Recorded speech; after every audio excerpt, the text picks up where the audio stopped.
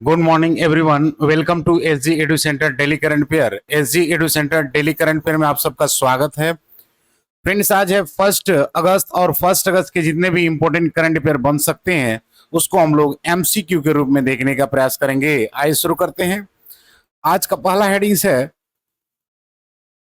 कि हाल ही में भारत का पहला एआई आधारित सड़क सुरक्षा पायलट प्रोजेक्ट राजस्थान में शुरू हुआ। सेकेंड है कि डोनाल्ड ट्रंप ने भारत से रूस से हथियार और कच्चा तेल खरीदने पर 25% टैरिफ की घोषणा की। थर्ड है कि रूस के कमचटका प्रायद्वीप के तट से 8.8 तीव्रता का शक्तिशाली भूकंप, प्रशांत में सुनामी चेतावनी जारी। एट है कि प्रधानमंत्री नरेंद्र मोदी ने ज्ञान भारतम मिशन की शुरुआत की। फिफ्थ है कि ऑस्ट्रेलिया ने 16 साल से कम उम्र के बच्चों के लिए यूट्यूब पर प्रतिबंध लागू किया। सिक्स है कि आईजीएनसीए ने UNESCO memory of the world register में गीता और नाट्य शास्त्र की मान्यता पर नई दिल्ली में संगोष्ठी का आयोजन किया। सेवेंथ है कि बिहार के वैशाली में नवनिर्मित बुद्ध स्मयक दर्शन संग्रहालय स्मारक स्तूप का उद्घाटन हुआ। एट है कि महाराष्ट्र सरकार ने डॉक्टर एम एस स्वामीनाथन की जयंती यानी 7 अगस्त को सतत कृषि दिवस के रूप में घोषित किया। नाइन्थ है कि पश्चिम बंगाल भारत में Sundarban tiger reserve, royal Bengal tigers और मैंग्रोव्स के जंगलों का घर घोषित किया। टेंथ है कि संयुक्त राष्ट्र की 5 एजेंसियों ने सोफी 2025 रिपोर्ट जारी की, वैश्विक भूख में थोड़ी कमी दिखाई दिया। 11th है कि मध्य प्रदेश ने देश का पहला हिंदी माध्यम एमबीबीएस कॉलेज जबलपुर स्थापित करने की घोषणा की। 12th है कि झारखंड सरकार ने अटल मोहल्ला क्लिनिक को mother Teresa advance clinic health clinic के नाम से पुनर्नामित किया। फ्रेंड्स, आज का कोटेशन है कि जो लोग खुद की तकदीर नहीं लिखते, वक्त उनके लिए कुछ भी नहीं लिखता। यानी those who don't write their own destiny, time right nothing for them. Friends, हम लोग 31 जुलाई के जितने भी इंपॉर्टेंट करंट अफेयर देखे थे उसको शॉर्टली में रिवाइज कर लेते हैं कि हाल ही में एनसीईआरटी ने किसे स्कूली शिक्षा पाठ्यक्रम में शामिल करने की घोषणा की है। तो ये आपको होगा ऑपरेशन सिंदूर।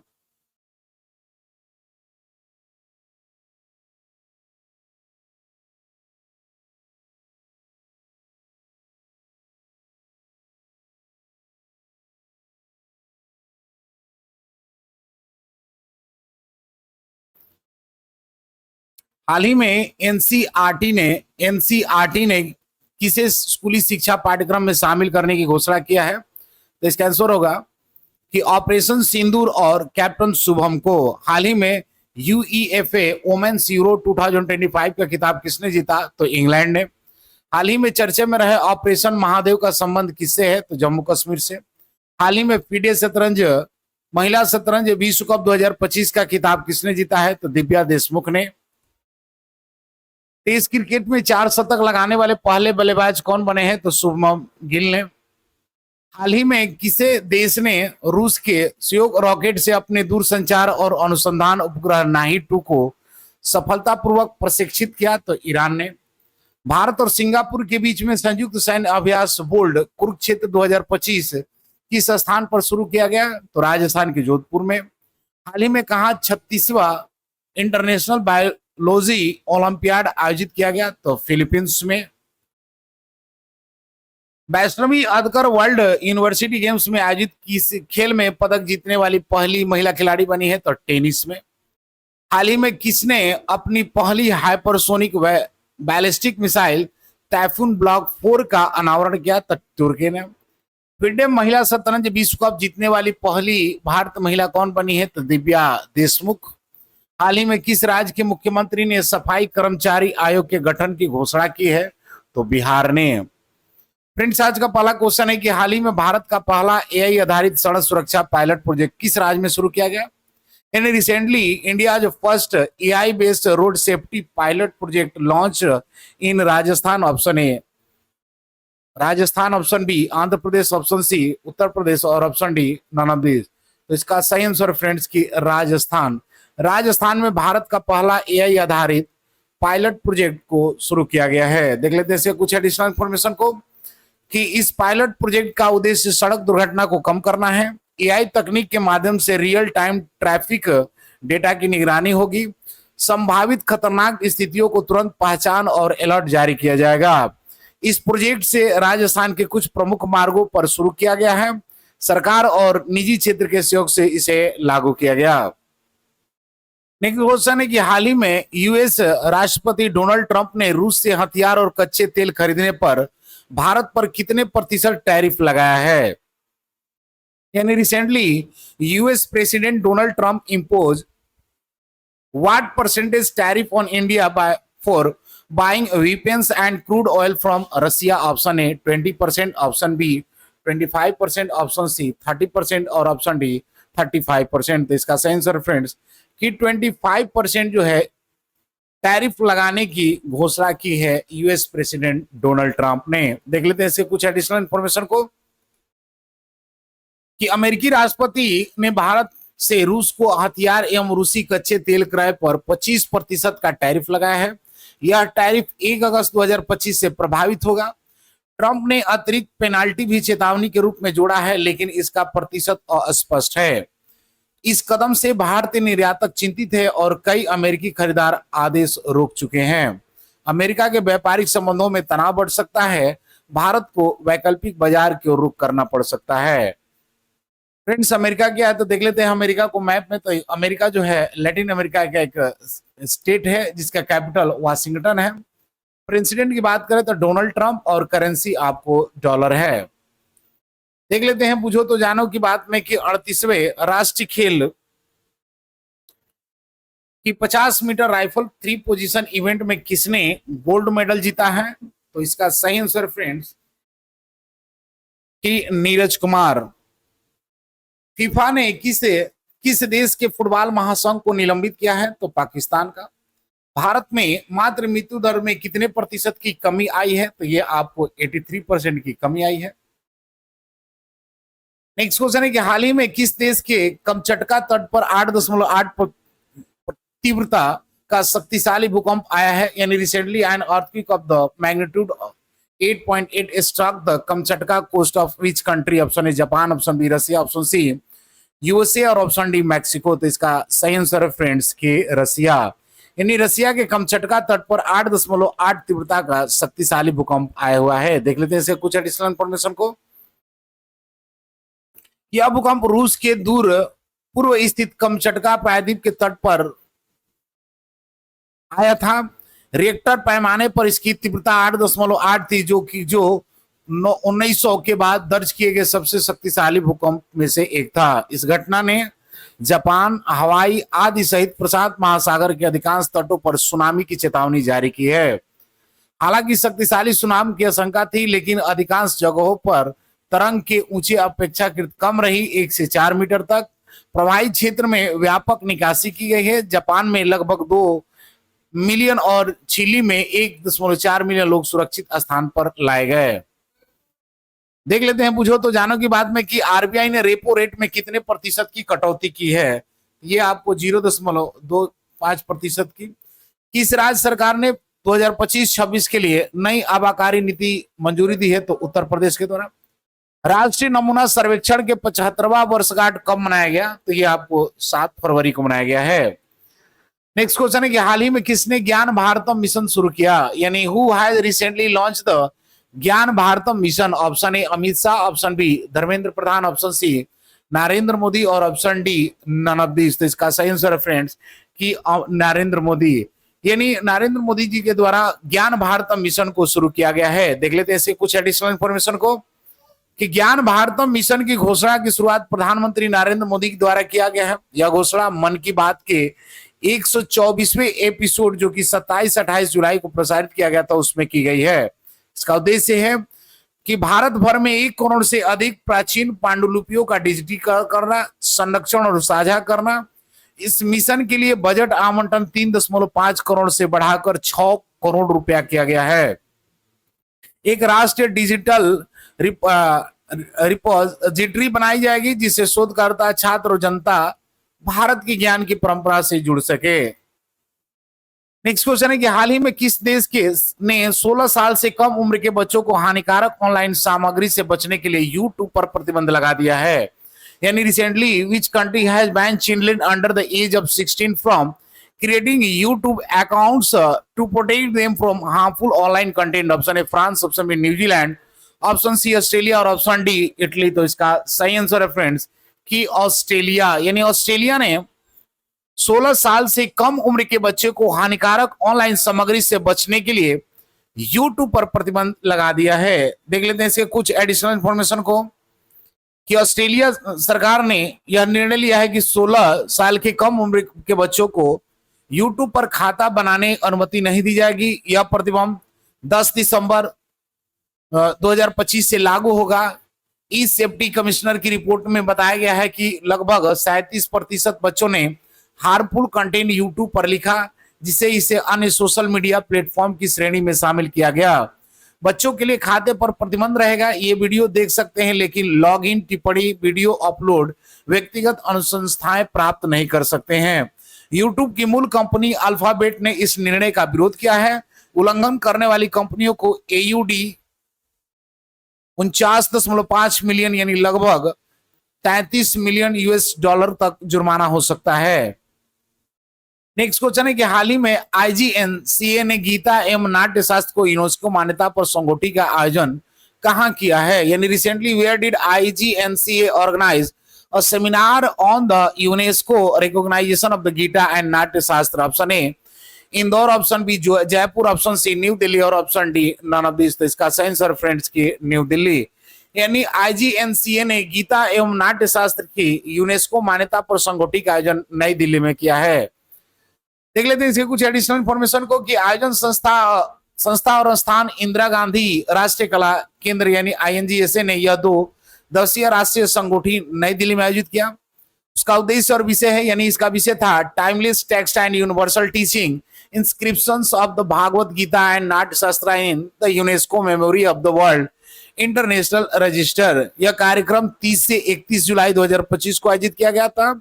उद्घाटन सत्र 30 जुलाई को अंबेडकर इंटरनेशनल सेंटर में और समापन 31 जुलाई को IGNCA सामवेद ऑडिटोरियम में हुआ है। उद्घाटन सत्र में सांस्कृतिक मंत्री गजेंद्र सिंह शेखावत मुख्य अतिथि रहे। मुख्य वक्ता के रूप में राम बहादुर राय, स्वामी ज्ञानंद जी और डॉक्टर सुनाल मानसिंह आदि शामिल थे। फ्रेंड्स दिल्ली में हुआ तो देख लेते हैं दिल्ली को मैप में। तो दिल्ली इंडिया का कैपिटल है, जिस वहां का CM रेखा गुप्ता है। लेफ्टिनेंट गवर्नर की बात करें तो विनायक कुमार सक्सेना लोकसभा के साथ राज्यसभा की 3 सीटें हैं। स्टेट लेजिस्लेचर की बात करें तो यूनिकैमरल देखने को मिलता है। देख लेते हैं पूछो तो जानो की बात की कि बिम्स्टेक युवा शिखर सम्मेलन 2025 कहां शुरू हुआ है। तो यह आपको गुजरात के गांधीनगर में शुरू हुआ है। किसके द्वारा लिखी गई पुस्तक hearts and the heroes live that सैड्स का विमोचन हुआ है। तो ये आपको कुलभूषण कुमार के द्वारा किया गया। श्री राम जन्मभूमि के किस स्थायी सदस्य का निधन हुआ है। तो कामेश्वर चौपाल का। नेक्स्ट क्वेश्चन है कि हाल ही में नवनिर्मित बुद्ध स्मैक दर्शन संग्रहालय और स्मारक स्तूप का उद्घाटन कहां किया गया। यानी where was the recently inaugurated the Buddha Samyak Darshan museums and memorials stupa opened. Option A Vaishali, option B Tamil Nadu, option C Andhra Pradesh और option D none of this. तो इसका सही आंसर फ्रेंड्स की बिहार के वैशाली में नवनिर्मित बुद्ध सम्यक दर्शन संग्रहालय और स्मारक स्तूप का उद्घाटन किया गया है। देख लेते हैं इसके कुछ एडिशनल इंफॉर्मेशन को कि इसमें भगवान बुद्ध की प्राचीन अस्थि कथा यानी रेलिक कास्ट का प्रदर्शन किया गया जो 1958 से 62 में खोदी गई थी। निर्माण विवरण यही स्मारक 72 एकड़ में फैला है। 550.48 करोड़ की लागत से निर्मित है। 42,373 राजस्थान की बलुआ पत्थर बॉक्स से बनाई गई है। वैश्विक भागीदारी उद्घाटन समारोह में चीन, जापान, श्रीलंका, नेपाल 15 और समेत 15 देशों से आए बौद्ध साधु और अनुयायी इसके अंदर शामिल थे। इसका उद्देश्य है कि संग्रहालय स्तूप का वैशाली को वैश्विक बौद्धिक मानचित्र पर स्थापित करना तथा पर्यटन, संस्कृति और रोजगार को बढ़ावा देना। नेक्स्ट क्वेश्चन है कि हाल ही में किसने 7 अगस्त को डॉक्टर MS स्वामीनाथन के सम्मान में सशक्त कृषि दिवस घोषित किया है। यानी who has recently declared 7th August sustainable agriculture day in honour of doctor M S Swaminathan. Option A Gujarat, option B Maharashtra, option C Uttar Pradesh और ऑप्शन डी मध्य प्रदेश। तो इसका सही आंसर फ्रेंड्स की महाराष्ट्र। महाराष्ट्र सरकार ने 7 अगस्त को डॉक्टर एम एस स्वामीनाथन के सम्मान के सतत कृषि दिवस के रूप में घोषित किया है। देख लेते हैं इसके कुछ एडिशनल इंफॉर्मेशन को कि घोषणा करने वाले राज्य महाराष्ट्र सरकार ने डॉक्टर एम एस स्वामीनाथन की जयंती को सतत कृषि दिवस घोषित किया है। उद्देश्य और सम्मान, इस कदम का मकसद उन्हें कृषि विज्ञान में योगदान, विशेषकर हरित क्रांति और खाद्य सुरक्षा को सम्मानित करना है। सरकारी निर्देशन कृषि विश्वविद्यालय में डॉक्टर एम एस स्वामीनाथन को बायो हैप्पीनेस सेंटर स्थापित करने के निर्देश दिए गए हैं। गतिविधियां और जागरूकता, राज्य में सेमिनार, प्रदर्शन, किसान संवाद, छात्र छात्राएं पुरस्कार समारोह आयोजित किए गए हैं। नेक्स्ट क्वेश्चन है कि चर्चा में रहा सुंदरबन टाइगर रिजर्व कहां स्थित है, यानी where is the Sundarban tiger reserve that was in the news located. Option A Orissa, option B West Bengal, option C Assam और ऑप्शन डी त्रिपुरा। तो इसका सही आंसर फ्रेंड्स की वेस्ट बंगाल, यानी चर्चा में रहा सुंदरबन टाइगर रिजर्व वेस्ट बंगाल में स्थित है। देख लेते हैं कुछ एडिशनल इंफॉर्मेशन को कि सुंदरबन टाइगर रिजर्व भारत के पश्चिम बंगाल में स्थित है, विशेषकर दक्षिण के 24 परगना जिले हैं। नेक्स्ट क्वेश्चन है, सॉरी देख लेते हैं बुझो तो जाने को बात में कि किस देश ने के वैज्ञानिकों ने आईवीएफ तकनीक का उपयोग करके पहली बार कंगारू भ्रूण बनाए हैं। तो ये आपको होगा ऑस्ट्रेलिया। किस राज्य ने सूखे से निपटने के लिए सुजल परियोजना की शुरुआत किया गया है, तो ये कर्नाटक सरकार ने। किस राज्य के मुख्यमंत्री ने कौशल उदय टोंगई प्रशिक्षण कार्यक्रम की शुरुआत किया है, तो त्रिपुरा ने। नेक्स्ट क्वेश्चन है कि विश्व के खाद्य एवं पोषण की स्थिति एसओएफआई 2025 रिपोर्ट किसके द्वारा जारी किया जाता है, यानी the state of the food and nutrition in the world 2025 report is released by whom? Option A world bank, option B international monetary fund, option C united nation और option D world economic forum. तो इसका सही answer friends कि